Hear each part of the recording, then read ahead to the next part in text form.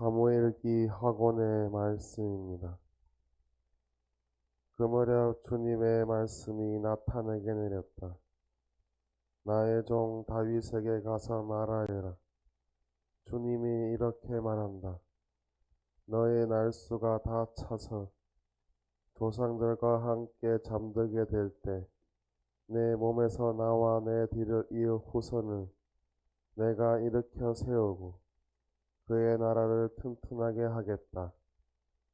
그는 나의 이름을 위하여 집을 짓고 나는 그 나라의 왕자를 영원히 튼튼하게 할 것이다.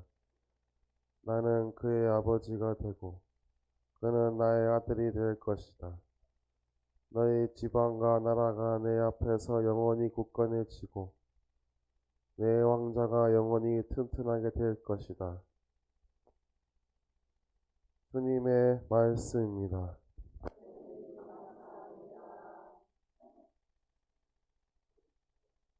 사도 바오로의 로마서 말씀입니다. 형제 여러분, 세상의 상속자가 되리라는 약속은 율법을 통해서 아니라 믿음으로 얻은 의로움을 통해서 아브라함과 그 후손들에게 주어졌습니다. 그러한 까닭의 약속은 믿음에 따라 이루어지고 은총으로 주어집니다. 이는 약속이 모든 후손에게 곧 율법에 따라 사는 이들뿐만 아니라 아브라함이 보여준 믿음에 따라 사는 이들에게도 보장되게 하려는 것입니다.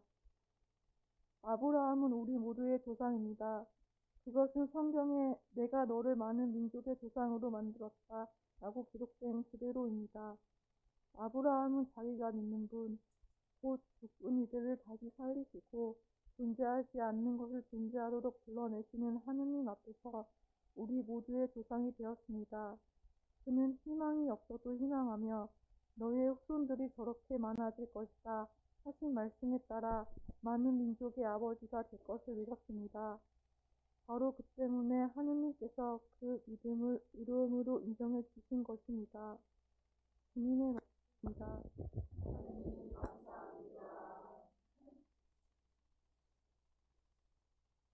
저는 거룩한 복음입니다.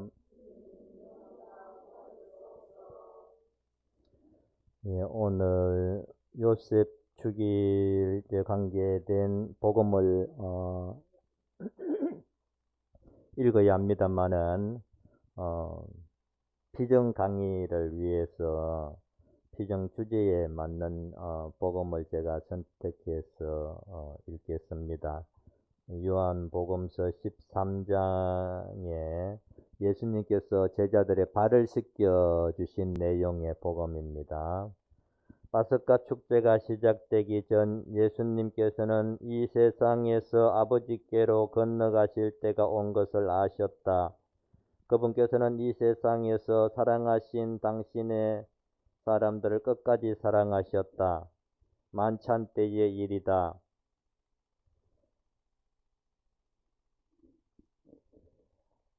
악마가 이미 시몬 이스가리ot의 아들 유다의 마음속에 예수님을 팔아넘길 생각을 불어넣었다. 예수님께서는 아버지께서 모든 것을 당신 손에 내주셨다는 것을, 또 당신이 하느님에게서 나왔다가 하느님께 돌아간다는 것을 아시고 식탁에서 일어나시어 겉옷을 벗으시고 수건을 들어 허리에 두르셨다. 그리고 대야에 물을 부어 제자들의 발을 씻어주시고 허리에 두르신 수건으로 닦기 시작하셨다. 그렇게 하여 예수님께서 시몬 베드로에게 이르시자 베드로가 주님께서 제 발을 씻으시렵니까? 하고 말하였다. 예수님께서는 내가 하는 일을 네가 지금은 알지 못하지만 나중에는 깨닫게 될 것이다 하고 대답하셨다. 그래도 베드로가 예수님께 제 발은 절대로 씻지 못하십니다 하니 예수님께서 그에게 대답하셨다. 내가 너를 씻어주지 않으면 너는 나와 함께 아무런 목도 나누어 받지 못한다. 그러자 시몬 베드로가 예수님께 말하였다. 주님, 제 발만 아니라 손과 머리도 씻어주십시오. 예수님께서 그에게 말씀하셨다. 목욕을 한 이는 온몸이 깨끗하니 발만 씻으면 된다. 너희는 깨끗하다. 그러나 다 그렇지는 않다. 예수님께서는 이미 당신을 팔아 넘길 자를 알고 계셨다. 그래서 너희가 다 깨끗한 것은 아니다 하고 말씀하신 것이다. 예수님께서는 제자들의 발을 씻어주신 다음 겉옷을 입으시고 다시 식탁에 앉으셔서 그들에게 이르셨다. 내가 너희에게 한 일을 깨닫겠느냐? 너희가 나를 스승님 또는 주님 하고 부르는데 그렇게 하는 것이 옳다. 나는 사실 그렇다. 주님이며 스승인 내가 너희의 발을 씻었으면 너희도 서로 발을 씻어주어라. 내가 너희에게 한 것처럼 너희도 하라고 내가 본을 보여준 것이다. 내가 진실로 진실로 너희에게 말한다. 종은 주인보다 높지 않고 파견된 이는 파견한 이보다 높지 않다. 이것을 알고 그대로 실천하면 너희는 행복하다. 주님의 말씀입니다.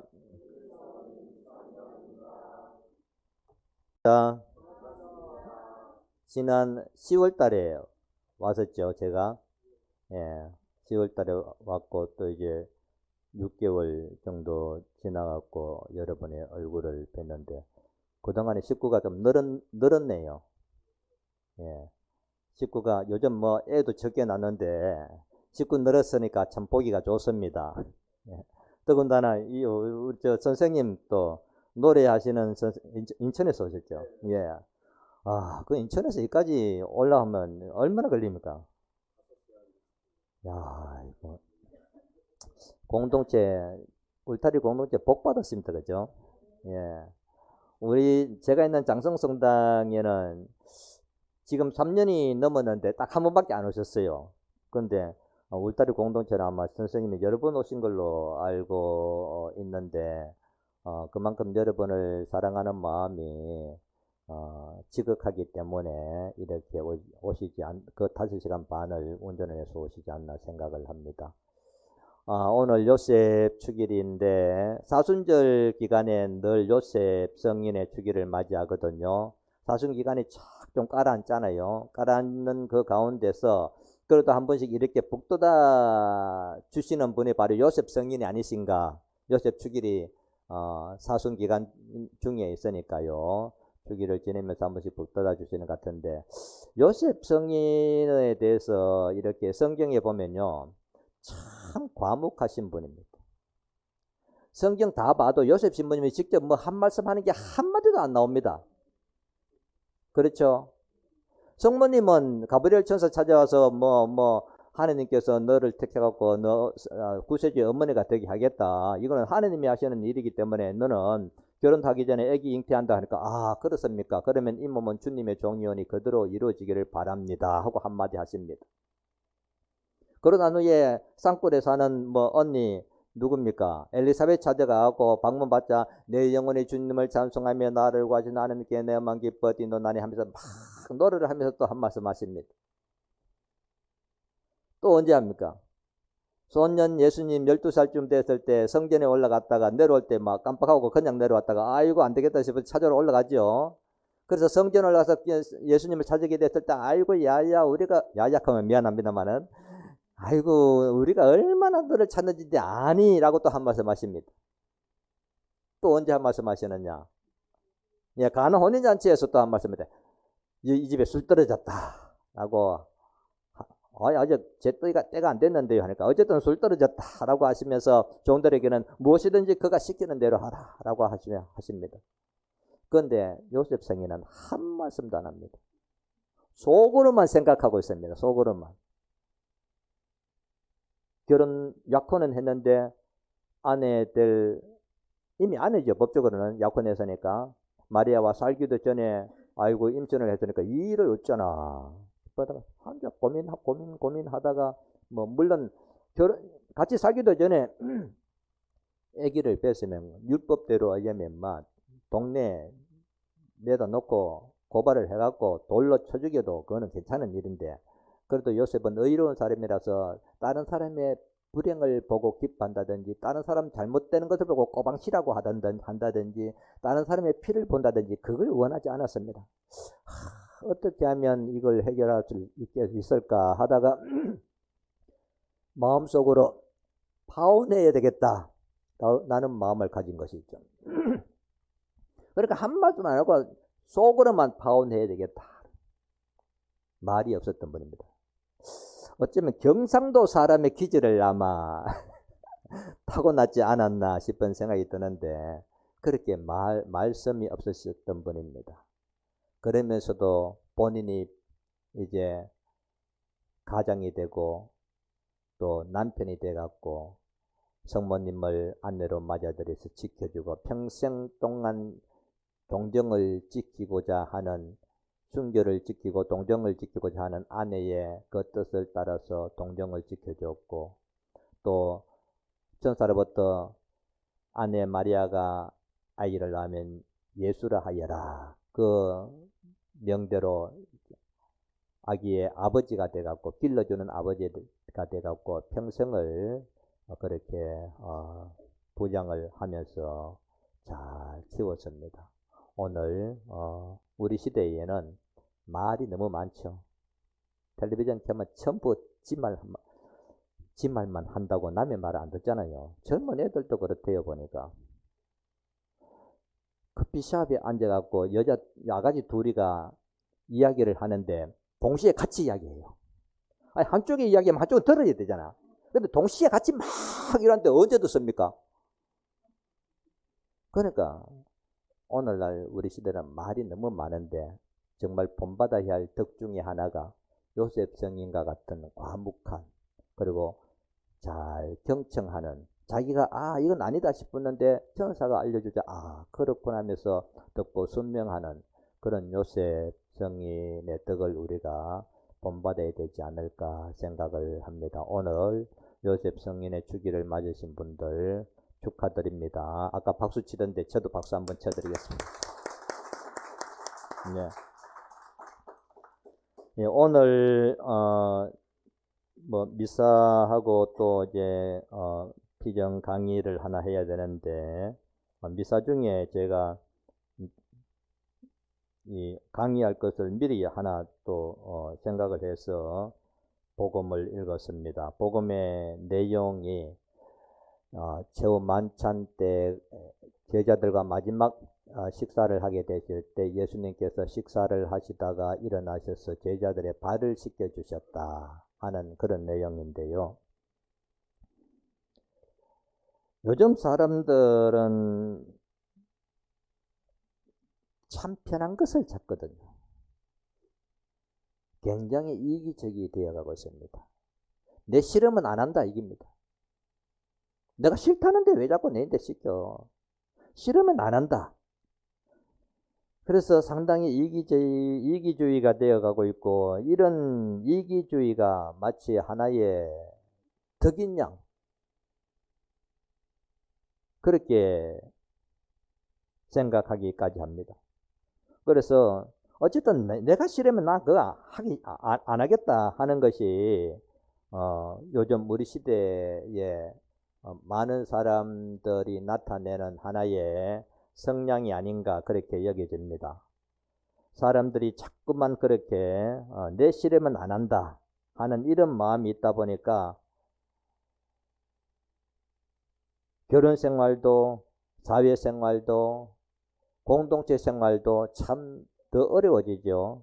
일단 남녀가 결혼을 했으면 남자는 남편으로서 여자는 아내로서 책임을 다 져야 되고 희생을 해야 함이 마땅하죠. 특히나 그리스도교 신자 부부의 결혼은 하느님께서 두 사람을 짝 이어주신 것이기 때문에 내 싫으면 안 한다 이런 정신은 완전히 그때부터는 없애버려야죠.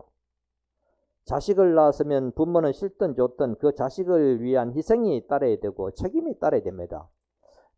아만 낳았다고 부모가 되는 건 아니거든요. 낳았을 때 아기에 대해서 자기가 아버지로서 어머니로서 책임을 다해야 되는 것이지 애만 낳았다고 부모가 되는 건 아닙니다. 결혼만 했다고 남편이 되고 아내가 되는 건 아니죠. 결혼을 했으면 남자는 남편으로서의 사명을 다해야 되고 여자는 아내로서의 그 책임을 다해야 남편이 되고 아내가 될 수 있습니다.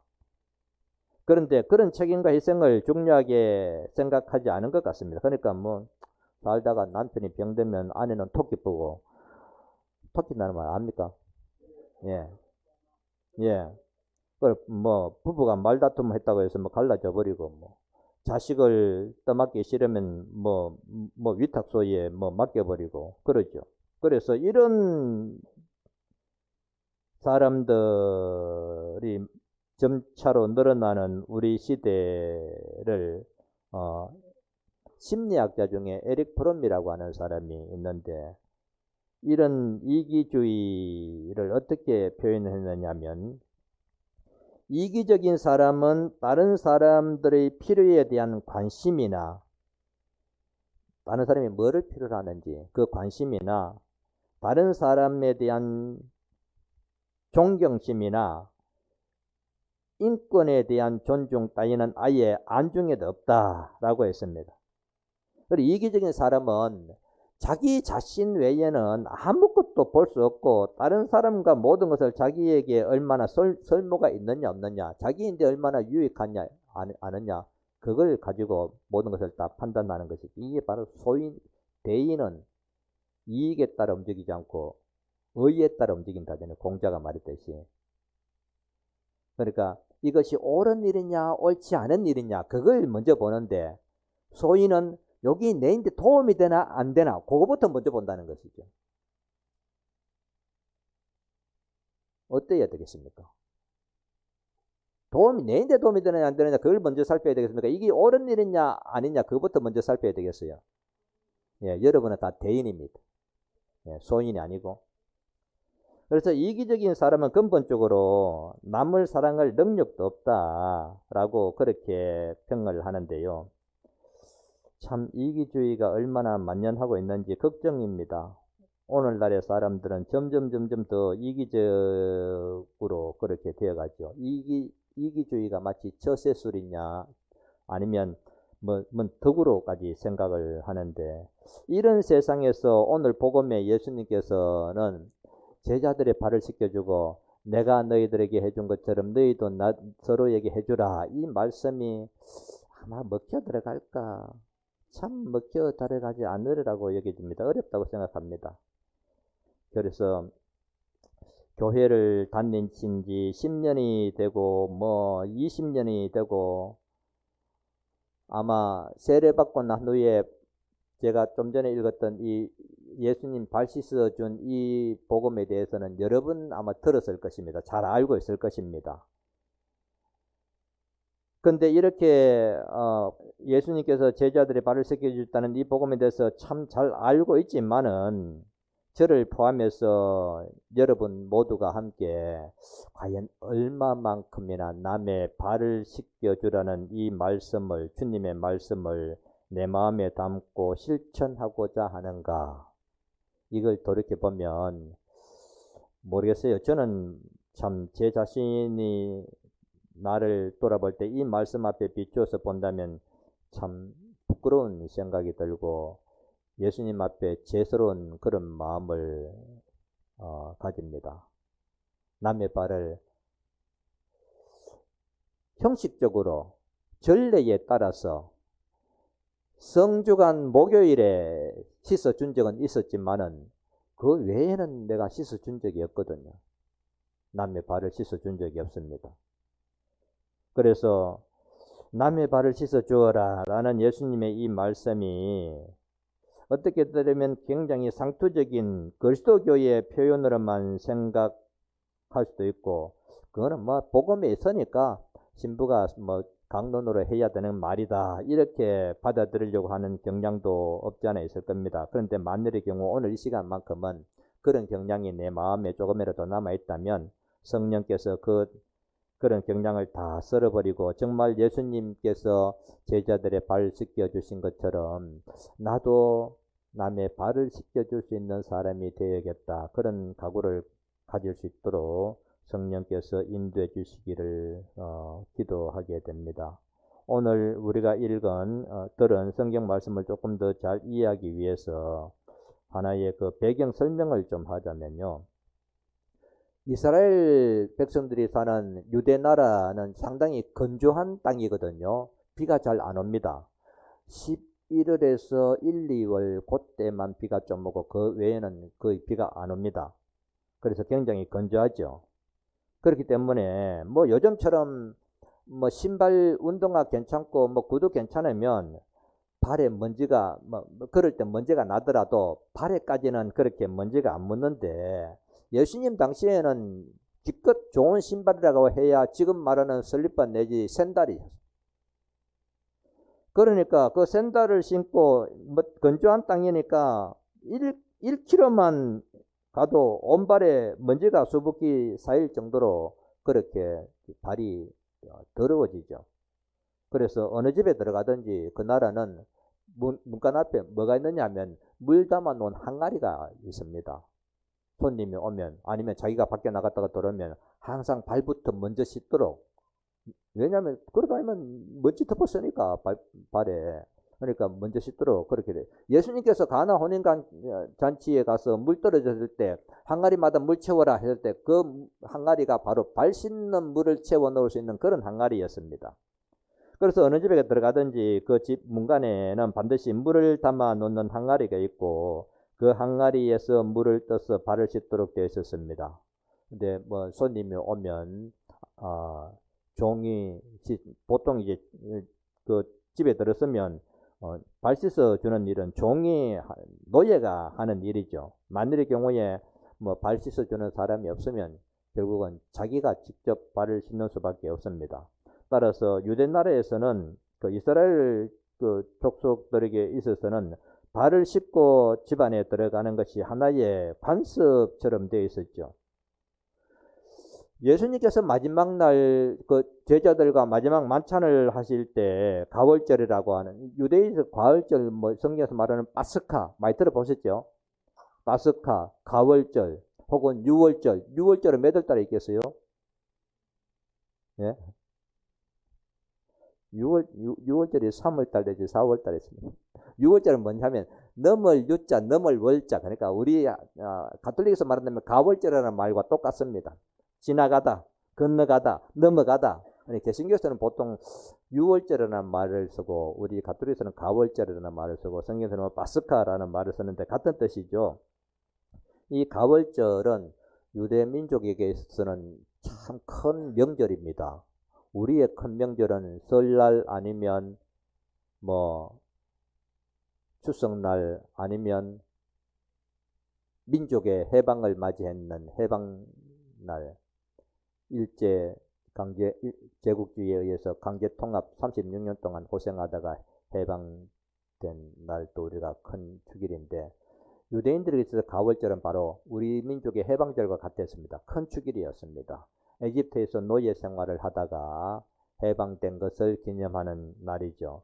그 가월절 파스카 축제 때에 맞춰서 예수님께서는 당신 자신이 가월절 되면 이제 한 마리 양을 전부 잡았거든요. 양을 잡아갖고 뭐 피는 무술주에 바르고 뭐 어쩌저쩌 그런 이야기 있잖아요. 양의 희생으로 인해서 이스라엘 족속은 장자들의 죽음을 면하고 그런 노예 생활에서 해방되고 적과 꿀에는 자유의 땅으로 들어갈 수 있었다라고 하듯이 당신 자신이 한 마리 양이 되기 위해서, 가월절 양이 되기 위해서 제자들과 마지막 이제 만찬을 하기 위해 예루살렘에 올라가서 어느 식당에 들어갔는데 식당에 쭉 둘러 앉았습니다. 둘러 앉아갖고 이제 뭐 식사를 하는데 그 집에 들어갔을 때는 당연히 들었으면 발을 씻어줘야 할 노예나 종이 있어야 되는데 아무도 발을 씻어주는 사람이 없었죠. 그러니까 발을 씻긴 씻어야 하는데 씻어줄 사람이 없으니까 자연히 뭐 제자들이 서로 씻겨주든지 아니면 자기가 자기 발을 씻고 들어가든지 그런 상황이었습니다. 어쨌든 식사가 시작되었습니다. 아마 예수님은 제자들 가운데 식사가 시작되었으니까 누군가가 일어나서 한 명쯤은 일어나서 주님 우리가 여 돌을 때 발도 안 씻었는데 발 씻읍시다. 제가 스승님의 발을 씻어 드릴게요. 그렇게 은근히 기대를 할 수도 있었겠죠. 그런데 아무도 발 씻자는 사람도 없었고 발 씻어주는 사람도 없었습니다. 아니 뭐 한참이 지나고 음식을 다 먹어가는데도 불구하고 제자들 가운데 한 명도 일어나서 발 씻어줄 기미를 보이지 않는 것입니다. 참 더욱이 과간스러운 것은요, 성경을 이 발 씻어줄 때 그 전에 일어난 사건들을 가만히 읽어보면요 참 과간한 일이 벌어지는데, 누가복음 22장에 나오는데요, 그 만찬 자리에서까지 제자들이 자기들끼리 서열 다툼합니다. 도토리 키재기를 하죠. 야, 우리 중에 누가 더 높은데? 하늘 날아가면 누가 더 예수님 가까이 앉는데? 누가 영의정, 좌의정, 우의정 자리가 되는데? 그걸 가지고 서로 다툼을 하고 있었습니다. 정말 참 이상한 일이죠. 어떻게 그럴 수 있겠는가? 이미 제자들에게 예수님은 이제 하루만, 이제 이 시간만 지나면 나는 적의 손에 넘어가서 조롱과 핍박과 침뱉음을 당하고 채찍질을 당하고 급기야는 십자가에 못 박혀 죽임 당한다 라고 예고를 했습니다. 그러면 분위기가 얼마나 침울해지겠습니까? 이제 이 식사만 끝나면 우리는 주님을 잃어버린다, 스승님을 빼앗긴다, 저기 와서 붙잡아 간다. 그러면 마지막으로 얼마 남지 않은 이 시간에 그래도 좀 더 어떻게 하면 예수님께 내 사랑을, 내 마음을 표현할 수 있을까? 그래서 더 정말 존경하고 사랑해야 되는데 그 시간에도 불구하고 자기들끼리 누가 더 높았냐 이걸 가지고 그야말로 도토리 키재기 하듯이 서열 다툼을 하고 있는 겁니다. 이런 서열 다툼을 하고 있는 제자들의 마음을 다 읽으신 예수님은 안 되겠다 싶어서 식사를 하시다가 일어났어요. 겉옷을 벗어서 걸쳐 놓으시고 수건을 이제 집어서 당신 허리에 차시고는 문간으로 가셔서 대야에 물을 떠가 옵니다. 물을 떠가 오셔서 제자들의 발을 씻겨주기 시작합니다. 어느 제자부터 발을 먼저 씻겨주는지 그거는 모르겠습니다. 성경이 없으니까. 아마 가장 사랑하는 제자인 요한의 발부터 먼저 씻어줬는지, 아니면 당신을 팔아 넘길 배신자, 배반자 유다의 발을 먼저 회개하라는 의미에서 먼저 씻어줬는지, 아니면 베드로의 발을 먼저 씻어주는 안 했겠죠? 성경에는 어떻게 되어 있습니까? 다른 제자들, 베드로 차례가 됐을 때, 주님 안 됩니다. 내 발은 안 됩니다. 다른 사람들의 발은 씻어줘도 내 발은 안 됩니다. 하는 걸 봤을 때, 베드로의 발을 첫 번째로 아무리 수제자라고 하지만은 첫 번째로 씻어주시지는 않은 것 같습니다.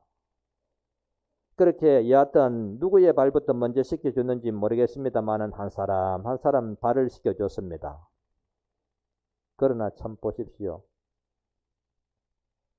얼마나 모렴치하고 멍청하고 싸가지 없는 제자들입니까?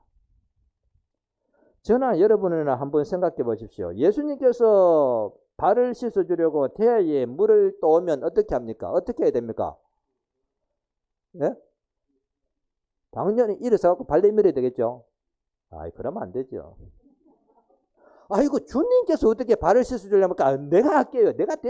내가 마당에 마당을 설려고 한다. 빗자루를 잡았다. 그럼 보좌 신부가 보고, 예, 신부님, 여기도 설어야 되고요. 저기도 설어야 되고, 지시해야 되겠습니까? 지가 얼른 빗자루 잡아갖고 대신 설어야 되겠습니까? 지가 대신 설어야 되죠. 예수님도, 제자들도 마찬가지입니다. 예수님께서 발을 씻어주려고 대야에 물을 떠가 왔으면, 아이고, 주님께서 어떻게 그래 발을 씻어주려고 합니까? 내가 할게요. 라고 해야 될 건데, 한 놈도 그런 사람이 없었어요. 한 명도. 평소에는 예수님은 하느님의 아들이십니다. 메시아이십니다. 우리의 그리스도이십니다. 우리의 스승이십니다. 말은 그렇게 해다 놓고 막상 주님께서 발을 씻겨주기 위해서 태야에 물을 떠왔는데 어느 누구도 일어서서 그렇게 발을 대신 내가 하겠습니다 하는 사람은 없고, 예, 제발 씻어주시면 전부 발내 밀었습니다. 말이 됩니까 이게? 이렇게 3년을 예수님을 따라다녀도 생각이 없으면 싸가지 없고 멍청하고 염치 없는 제자가 됩니다. 10년 20년 예수님을 믿어도 마찬가지의 사람이 될 수도 있거든요. 겨우 한 사람은 안 됩니다. 주님께서 어떻게 제 발을 씻기셔야 됩니까? 이건 다른 사람의 발을 씻어줘도 내 발은 안 됩니다. 겨우 한 사람만 극했습니다. 누굽니까? 예, 베드로만 그래도 좀 염치가 있었던 것 같습니다. 나머지 제자들은 하나도 그렇게 하겠다고 미안해 하지도 않고 당연히 지발을 쑥 내밀었습니다. 참 모렴치한 제자들이죠. 아니, 이런 제자들을 말로 예수님은 3년 동안 그렇게 가르쳤는지 모르겠어요. 한마디로 화딱지만. 예. 그런데 더 놀라운 것은요, 예수님이 12제자의 발을 다 씻어줬습니다. 그리고는 이제 더러운 물을 갖다 내버리고 그 다음에 손을 닦고 겉옷을 다시 입으시고 제자리에 앉아 있었습니다. 그러면 그 자리에 예수님을 포함해서 전부 몇 명입니까? 13명이죠. 그 13명의 발 가운데 12명의 발은 깨끗한데 아직 한 명의 발은 그대로 먼지가 덮여져 있습니다. 누구의 발입니까? 예수님의 발. 제자들의 발은 예수님 다 씻어줬거든요. 그 13명 중에서 12명의 발은 다 깨끗한데 딱 한 사람의 발은 아직도 먼지가 그대로 쌓였습니다. 예수님의 발입니다. 그러면 세상에 적어도 한 명 정도는 일어나서 예수님 죄송합니다. 예수님 발을 주십시오. 제가 예수님의 발을 씻겨드리겠습니다. 라고 해야 되는 것이 당연한 분위기 아니겠어요? 그런데 그렇게 말하는 제자는 아무도 없었습니다. 그들 가운데 한 사람도 일어나서 예수님의 발을 씻어준 사람이 없었습니다. 그래서 아무리 성경을 읽고 또 읽어봐도 제자 중에 어느 한 사람이 일어나서 발을 씻어주다는 이야기가 없는 거 보니까요, 예수님에게서 3년을 배워도요, 영적으로 깜깜하면 이렇게 멍청하고 모렴치한 인간이 됩니다.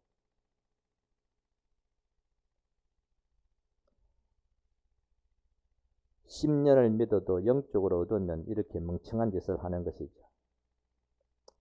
여하튼 이제 자리에 앉으신 다음 예수님께서는 참 중요한 교훈을 제자들에게 합니다. 13장 12절에 나오죠.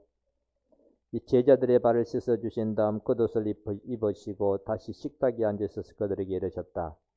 내가 너에게 한 일을 깨닫겠느냐? 너희는 나를 분명히 스승이라 부르고 주님이라고 부른다. 그래, 맞다. 나는 너희의 스승이고 주님이다. 사실 제자들은 예수님 따라다니면서 3년 동안 랍비여 스승님 주님 하고 배웠죠. 불렀죠. 그러니까 너희들이 나를 주님 스승님이라고 부르는데 맞다. 그리고 너희들은 내가 하나님의 아들이라고 메시아라고 고백을 했다. 그것도 맞다. 다 옳은 말이다.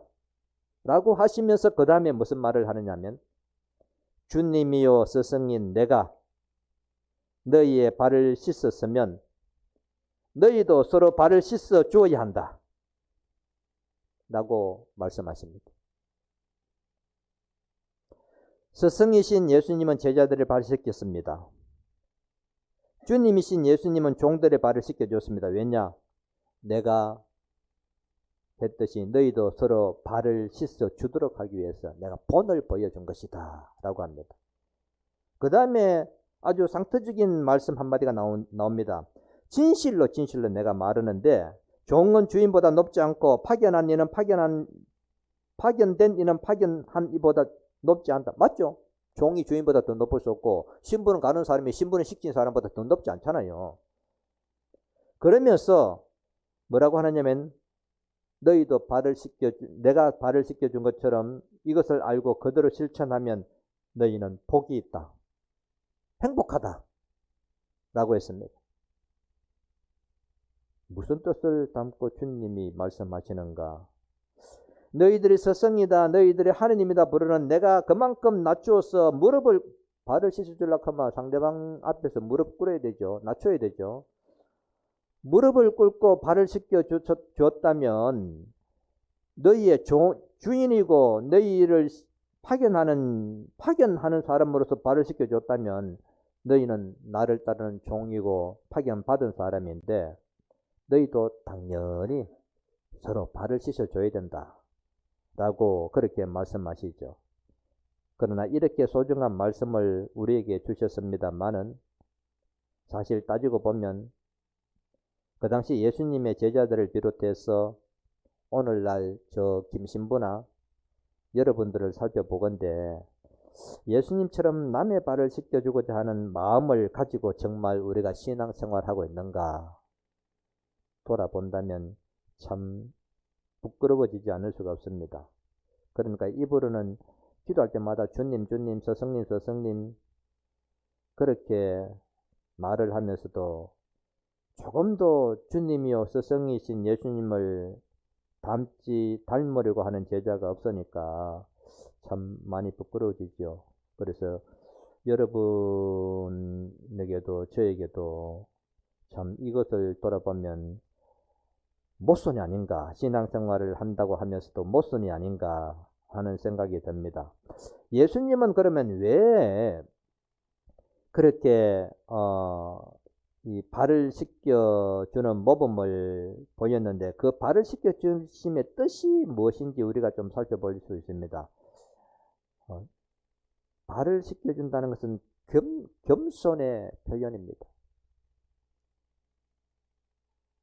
예수님은 사실 겸손하지 않아도 될 때에 겸손하셨습니다. 겸손하지 않아도 될 그 상황에서 겸손하셨습니다. 왜냐하면 예수님은 분명히 이제 이 시간이 지나면 당신은 하느님께로 돌아간다고 아셨습니다. 예수님 어디서 왔습니까? 하느님의 옥자 오른편에 하느님으로서 하느님의 아들로서 계시다가 이 세상에 오셨습니다. 이제는 다시 이 시간만 지나면 십자가의 죽음을 통해서 영광을 부활하시고 하느님께로 간친다는 것을 분명히 아셨습니다. 부활의 영광을 누리시게 되고 하느님 옥자의 오른편에 앉으시게 되시는 것을 아시죠? 그렇다면 얼마든지 인간적으로 우쭐해질 수 있죠. 이제 이 시간만 지나면 3일 후에 부활하고 그런 다음에 내가 다시 영광의 자리에 오르신다는 것을 뻔히 아는 그 상황이면 야 내가 이제 3일 후면 내 하늘 오르거든 라고 하면서 얼마든지 떵떵거려 대통령 당선되면 뭐 어떻게 됩니까? 취임식 하기 한 달 전부터 이미 대통령 대우받잖아요. 그만큼 당당합니다. 이제. 그런데 예수님은 이제 이 시간 지나고 3일 후면 하느님의 아들로서의 그 권위와 그 위치를 되찾게 됩니다. 그러면 얼마든지 이제 당신을 더 높이라고 그렇게 찬양하라고 할 수 있죠. 대통령 당선자가 막 한 달 전에 이미 취임식을 안 가져도 내가 대통령이다. 내 호위해라. 내 경호해라. 라고 그렇게 명할 수 있듯이 예수님은 그렇게 당신이 이제 분명히 하늘나라로 올라간다는 것을 알고 계시는 그 영광을 이미 주장할 수 있는데도 불구하고 그 시간에 자신을 낮추어서 종처럼 노예처럼 그렇게 발을 씻겨줬다는 것은 이는 겸손 중에서도 겸손입니다. 겸손의 극치라고 할 수 있겠습니다. 근데 교회 안에서 보면요, 아무 직격도 안 맞고 그냥 평신도로 있을 때는 그래도 청소하라 하면 청소하고 뭐 봉사하라면 봉사하고 뭐 가정 방문 가자고 하면 가정 방문하고 내지오 들어오느라 하면 내지오 들어가고 하는데요, 뭔가 장이라고 하는 자리가 하나 감투가 하나 딱 씌워지면 내가 이제 나는 그래도 단장인데 나는 반장인데 나는 사무회장인데 나는 단체장인데 되게 그때부터 목이 좀 뻣뻣해지는 사람들 참 있죠. 이 이야기를 해야 될지 안 해야 될지 모르겠습니다만 제가 어느 본당에 있을 때 직장에서 은퇴하신 분들이 갖고 이제 뭐 별로 할 일도 없다 해갖고 단체 하나 만들어 달랍니다. 그래서 단체를 하나 만들었어요. 단체 이름을 이시돌, 성인의 이름을 따서 이시돌이라 했습니다. 이시돌은 농사를 짓고 어쨌든 뭐 마당 쓸고 뒷일 많이 하는 그런 성인으로 알려져 있거든요. 그러니까 포스코, 이 말 해보면 벌써 어느 번역이 알겠다. 포스코에 다니다가 퇴직한 분들이 계셔갖고 그래서 그분들을 중심으로 해갖고 이제 남성 봉사단체를 하나 만들었습니다. 이름도 이시돌회. 그러니까 이시돌이 뭔 성인입니까? 하길래 쭉 설명을 해줬죠. 야, 신부님 그거 우리한테 정말 딱 맞겠습니다. 우리는 정말 이제 은퇴해갖고 본당 청소나 하고 화장실 청소, 마당 청소 그렇게 하겠습니다. 그런데요, 그 이시돌회가 몇 달 지나고 난 후부터는 떵떵거리기 시작했어요. 우리 아이면 본당 안 깨끗해진다. 우리 아니면 본당에 쓰레기통 된다. 그래서 이것 좀 치워주십시오. 저것 좀 해주십시오. 부탁하기까지 됐습니다. 나중에는 그것도 이제 본당 신부가 하니까 시키니까 하는 것이죠. 본당 수녀님이 집안 봄을 그때가 봄이었을 거예요. 가을인지 봄이죠. 좀 수년 안에 뭐 내부를 좀 이제 깨끗이 한다고 오래된 캐캐묵은 오래 살면 버려야 될 물건들이 많이 나오잖아요. 그런 거 하고 책들하고 서류하고 쭉 내놨습니다. 좀 무거운 것이죠. 쓰레기통은 저 멀리 있는데. 그래서 저걸 어떻게 할까 하다가 사무장인데 물어봤습니다. 사무장님 이거 옮겨야 되는데 하니까 우리 이수돌회가 있죠. 그러면 이수돌회 좀 부탁을 해볼까요? 그리고 예, 이수돌회 기꺼이 잘할 겁니다. 해갖고 원장 스님 직접 전화했어요. 이수돌 회장인데 이러이러한 일로 본다 이 수녀원에서 폐기물이 많이 나왔는데 이것 좀 처분해 주시면 좋겠어요 라고 하니까 그 전화를 받은 이시돌회 회장이 뭐라고 했느냐면 수녀님 우리는 그런 잡부들 아닙니다 라고 했습니다. 우리는 잡부들이 아닙니다. 이런 식으로 반응을 보이는 사람들이 참 가끔씩은 있죠. 뭐 하여튼 감투 하나 썼다 하면 뭔가 대단하게 된 것처럼 그때는 무릎 꿇을 줄도 모르고 자기를 낮출 줄도 모릅니다. 본당에 뭐 사무회 중심이 사무회가 뭔 하나 감투 썼다 하면 다른 사람들은 미사 시간 잘 지켜라, 미사 시작하기 전에 미리 들어가서 5분 전에 성체 조배하라 하면서 저것들은 도비에 앉아서 커피 홀짝거리고 마시면서 떠들고 야단이죠. 사람이 높아질수록 낮아져야 되는 것이 주님의 교훈이고 영적으로 하느님 앞에 가까이 나아갈수록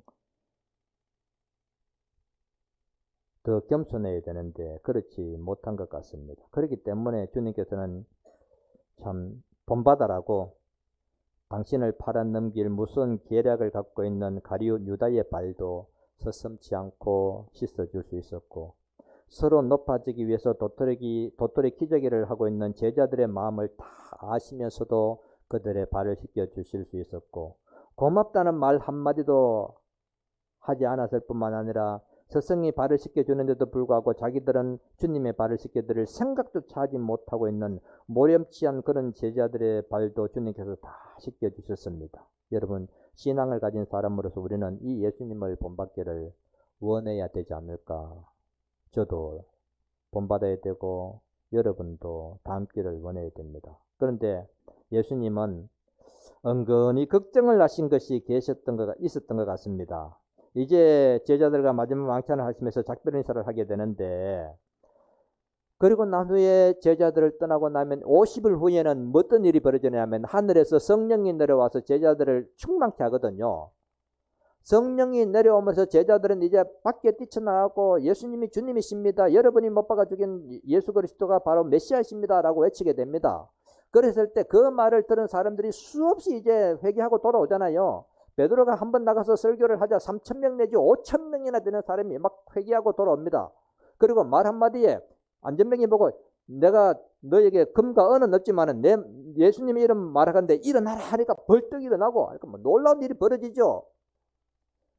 그렇게 되면요 수많은 사람들이 얼마나 정말 뭐 베드로를 떠받들고 제자들을 떠받들고 하겠어요. 이야 사도들이 최고다. 말 한마디에 막 모든 병이 나아지고 뭐 말씀 한마디에 회개했던 사람 회개해갖고 사람들 돌아온다면 그때부터는 저들끼리 이제 다툼이 일어날 겁니다. 내가 최고다. 내가 더 능력이 있다. 내가 더 은사가 뛰어나다. 아마 그렇게 되면 제자들은 풍지박살이 되겠죠. 예수님께서 마지막까지 걱정한 게 뭡니까? 이 사람들이 하나 되게 해주십시오.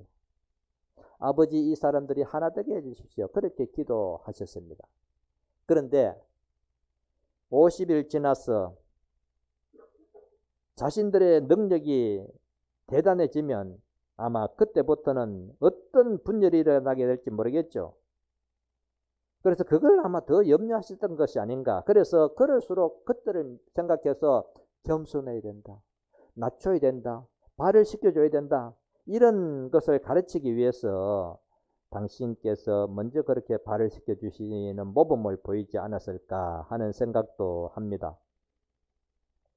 그러면서 내가 너희의 발을 씻겨준 것처럼 너희도 서로 발을 씻겨주어라. 이런 사람이, 그렇게 하는 사람이 행복하다라고 합니다. 사회 지도자도 마찬가지지만 영적 지도자가 될 때 가장 위험한 시험 유혹이 뭐냐면 교만이죠. 교만은 사람을 해칩니다. 교만은 그 사람을 타락시킵니다. 사람이 언제 타락하느냐요? 시련과 고통 속에 있을 때 타락 안 합니다. 잘 나갈 때, 한창 잘 나갈 때, 그때 빗나가기 있었거든요. 그래서 교만은 사람을 해치고 겸손은 오히려 사람을 치유합니다. 그러니까 발을 씻어주는 사람이 모인 곳이 바로 천국이 되죠. 거기에는 사람을 치유하는 능력이 나타납니다. 그래서 여러분의 가정에서도, 여러분의 공동체에서도 발을 씻겨준다면 거기에는 반드시 치유가 일어난다고 봅니다. 그래서 우리가 이렇게 발을 씻어주는 겸손을 보인다면 예수님께서 가룟 유다의 발을 씻겨준과 같이 우리도 나에게 피해를 주고 나에게 상처를 준 사람의 발도 씻어줄 수 있습니다. 나에게 손해를 끼친 사람의 발도 씻어줄 수 있습니다. 염치 없는 자의 발도 우리는 씻어줄 수 있습니다. 진짜 겸손은 교만한 자의 발을 씻겨줄 수 있는 겸손입니다. 그래서 저도 여러분도 예수님께서 발을 씻겨주심을 본받아야 되지 않을까. 또 두 번째, 발을 씻겨준다는 것은 뭐냐면 섬김의 표현이죠. 예수님을 믿고 있는 교회에 들어오면 우리 모두는 다 예수님을 머리를 갖고 지체가 됩니다. 누구는 팔의 역할을 하고, 누구는 다리의 역할을 하고, 누구는 눈, 코, 귀의 역할을 하지요.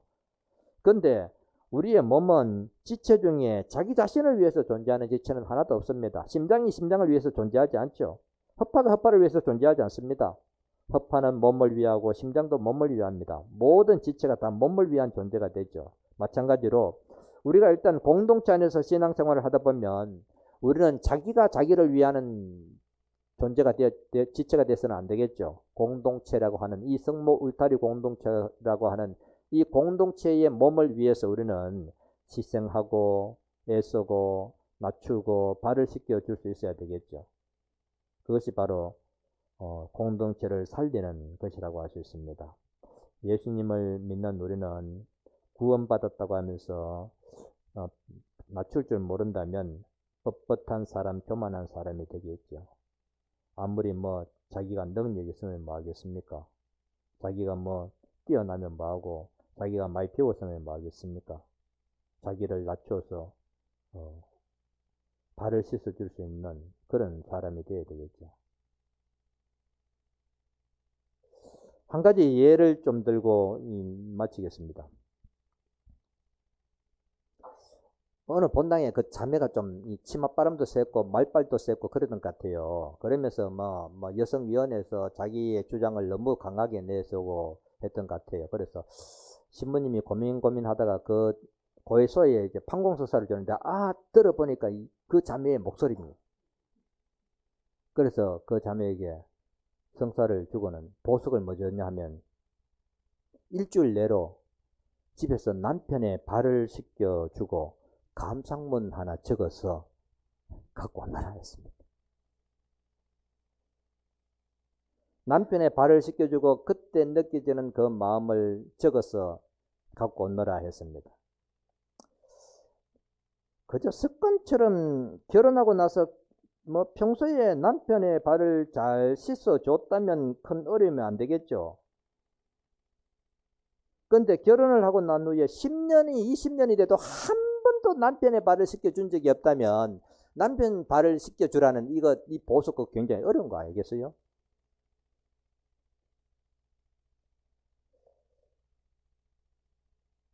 남편의 발을 씻겨주고 그 느낌을 주고하려는 보석을 받고 집으로 왔습니다. 이 자매는 이제 신부님이 내한테 보석을 줬으니까 남편의 발을 씻겨주고 그러면 간단하게라도 뭐 적어서 한 장 적어서 내야지 생각하고 언제쯤 남편의 발을 씻겨줄 수 있을까.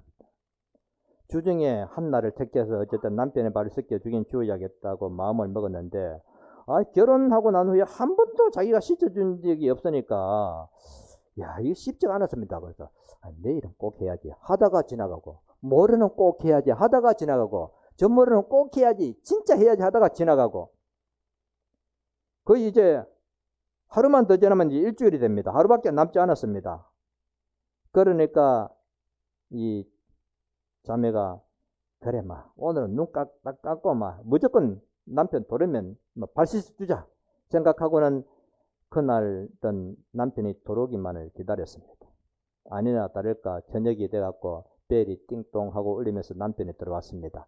들어오자마자 현관문을 열고 들어오는 남편을 보자마자 얼른 남편을 붙들고 여보 이리 와봐 하면서 이제 끌고 갔습니다. 남편이 어디로 가자는 건데? 하니까 어쨌든 따라와봐요 하면서.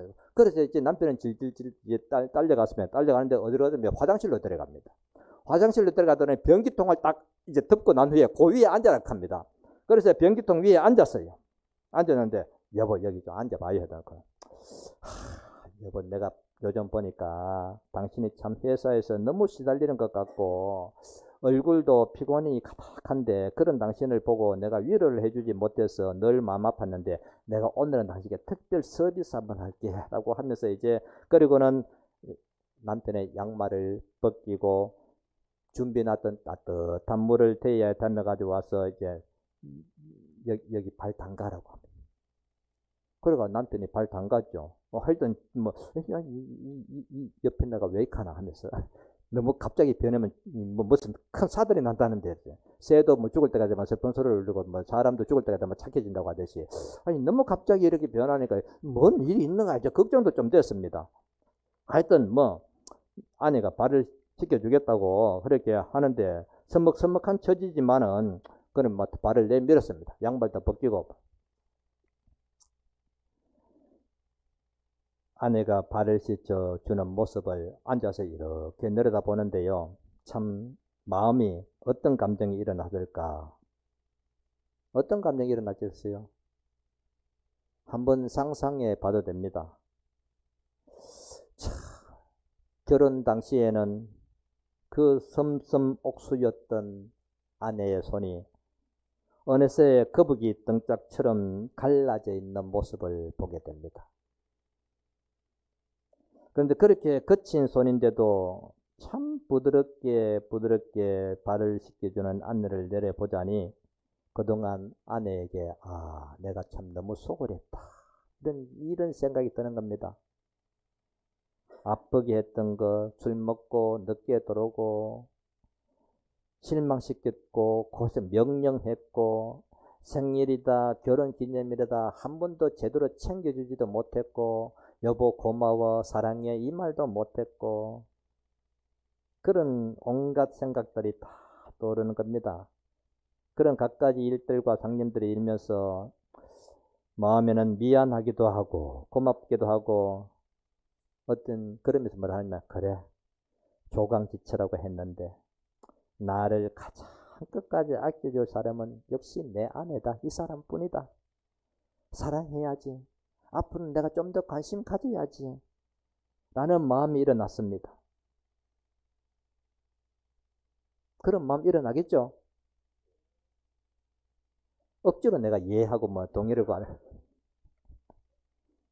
그런데 또 아내는 아내대로 남편의 발을 묵묵히 씻겨주면서 발을 씻겨도 보니까 마음속에 어떤 생각이 드느냐 하면 처자식 먹여 살리느라고 새벽부터 저녁까지 정신없이 뛰고 밖에 나가서 상처 입은 것 듣지 말아야 할 말까지 다 들어가면서도 집에 들어오지만 가족들에게는 전혀 내색도 하지 않고 항상 아무 일도 없었던 것처럼 클클 웃으시고 가족을 어떻게 하든지 안심시키려고 하는 남편의 여러 가지 그 힘든 일들이 마음속에 상상이 되는 겁니다. 그러면서 그런 마음이 드니까 자기도 모르게 눈시울이 뜨거워지는 겁니다. 아내가. 그러면서 역시 그래도 내가 가장 믿어야 하고 가장 신뢰해야 할 사람은 다른 사람 아니구나. 바로 이 내 남편이구나. 라는 생각이 들었죠. 서로가 그런 생각을 가지니까 그날 밤에 잘 때는 두 분이 꼭 안고 잤다고 하네요. 다음날 아침입니다. 남편이 출근을 하면서 아마 평소에는 남편이 표현을 잘 안 했던 것 같아요. 그날은 여보 내 잘 다녀올게 라고 하면서 안주머니에 손을 넣었다가 꺼내면서 하얀 봉투를 하나 꺼내는데 여보 내가 그동안 당신인데 옷도 한 벌 제대로 해 입으라고 돈을 준 적이 없는데 오늘 이거 가지고 가서 롯데백화점 가서 쇼핑 옷 하나 사 입으라 했습니다. 그래서 아내는 너무너무 고맙다고 여보 잘 다녀와야 하고 바이바이 하고 난 후에는 얼른 그 봉투 들고 안방으로 들어와서 열어보니까 100만 원짜리 수표 석장이 들어가 있었어요. 얼마나 감정이 북받쳐 오르든지. 그래서 하느님 앞에 기도를 했습니다. 그리고 감상문을 서라고 했으니까 감상문을 서게 됐는데 감상문을 쓰면서도 눈물 콧물 흘려가면서 뭐라고 하냐면 울어가면서 하느님 감사합니다. 하느님 감사합니다. 이런 우리 좋은 남편 주셔서 감사합니다 하면서 막 이제 편지를 썼습니다. 그러면서 오늘 이 돈 가지고는 이제 쇼핑도 하고 친구들 만나서 점심도 내가 사주고 커피도 마셔야지 그런 생각이 들었습니다. 그런데 그렇게 생각을 하다 보니까 이게 아니다는 생각이 들었어요. 이렇게 좋은 남편을 하느님께서 주셨는데 이걸 내가 이 돈을 가지고 내가 옷을 사 입고 맛있는 거 사 먹고 커피 마셔 그건 안 되지 하면서 그대로 들고 가고 어디에 봉헌했겠어요? 본당에 건축한 건물을 그대로 봉헌해버렸어요. 잘했습니까? 못했습니까? 안 아까워요? 하나도 안 아까워요? 예, 진짜 잘했죠. 여러분도 아마 다 그렇게 하지 싶습니다. 박수 치는 거 보니까. 참 잘했죠? 여러분, 발을 씻어주면 거기에서 기적이 일어납니다. 발을 씻어주면 거기서 치유가 일어납니다. 감사가 일어납니다. 기쁨이 솟아납니다. 사랑이 회복되고요. 마음의 여러 가지 앙금이 다 사라집니다. 이것을 믿는다면 발을 씻어줄 수 있어야 됩니다. 근데 발을 씻겨줄 때는 좀 조심해야 되겠죠. 따뜻한 물을 떠갖고 와야지 펄펄 끓는 물을 떠갖고 확 부어서 하면 껍질 다 벗겨집니다. 예? 따뜻한 물을 떠갖고 아주 부드럽게 해야지 막 껍질을 벗겨서 팍팍 밀어서도 안 되고요. 예? 발을 씻기면은 겸손이라는 의미가 들어있고요. 섬김이라는 의미가 또한 들어있습니다. 이와 같이 다른 사람의 발을 씻겨주는 삶을 살려고 한다면 예수님은 뭐라 합니까? 너희도 그렇게 해라. 그러면 너가 행복하다. 그게 복이 돼야 하나 합니다. 17절에 나오죠. 이것을 알고 그대로 실천하면 너희는 행복하다. 복이 있다. 너희가 이것을 알고 그대로 실천하면 복이 있다. 무슨 복이냐? 마음에 기쁨이 넘치는 복이 찾아옵니다. 여러분의 마음속에 기쁨이 사라졌는가요? 다른 사람을 한번 섬겨보십시오. 그러면 기쁨이 찾아옵니다. 혹 마음속에 어떤 병이 있는가요? 남을 섬겨보십시오. 마음의 병이 사라집니다. 불면증에 시달립니까? 남의 발을 씻어주듯이 그렇게 봉사하고 섬겨보십시오. 잠 잘 옵니다.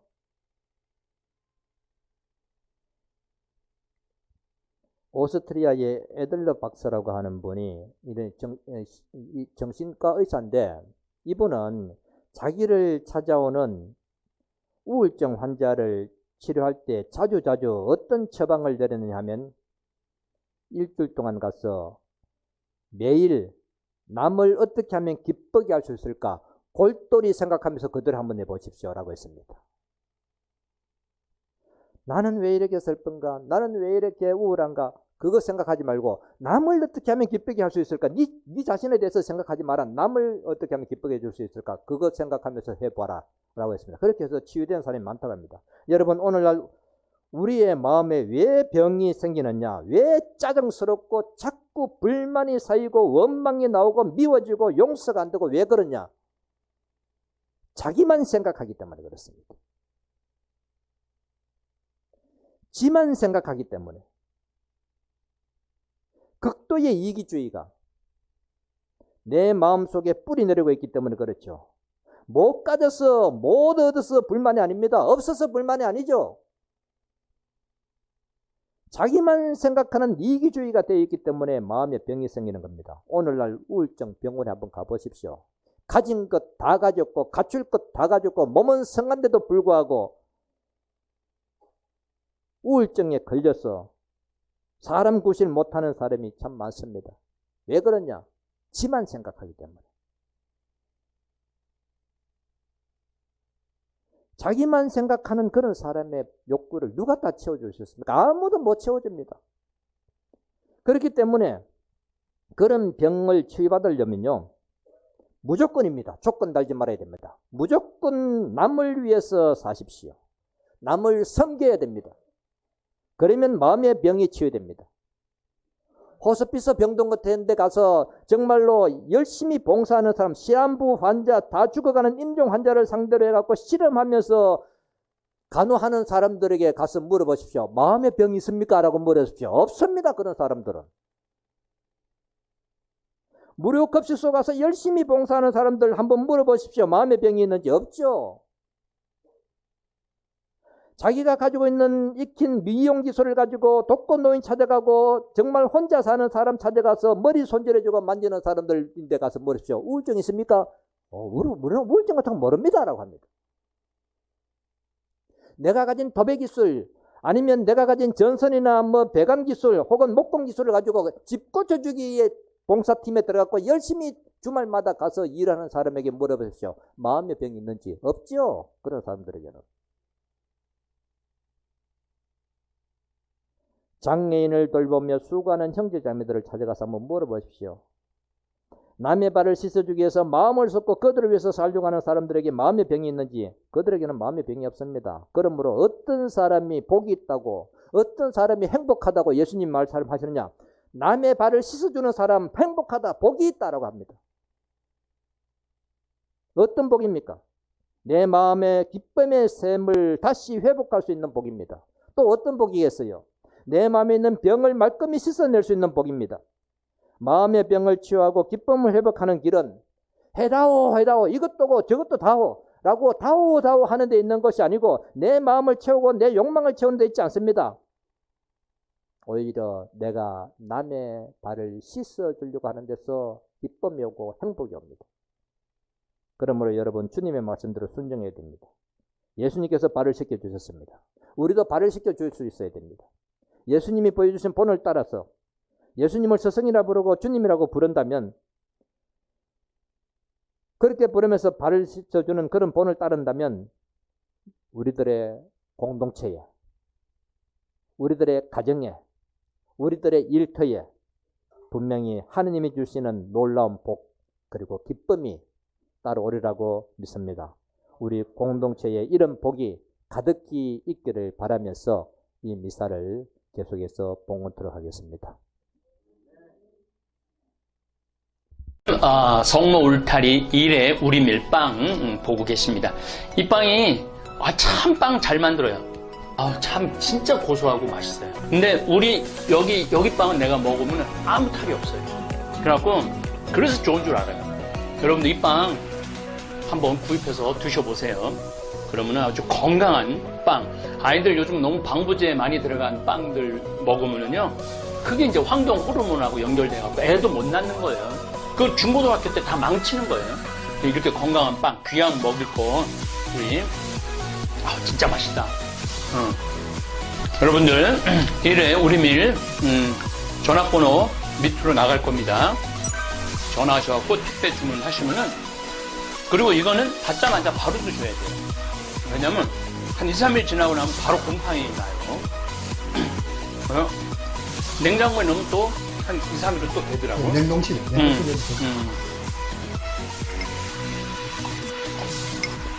아, 진짜 맛있네. 여러분들, 양산 성모 울타리, 일의 우리밀, 하느님께서 마련해 주신다, 그런 뜻이죠? 예. 하느님께서 마련해 주신다 그래서 일의 우리밀, 빵 많이 애용해 주시기 바랍니다. 맛 좋고 믿음 가는 순수 우리 밀빵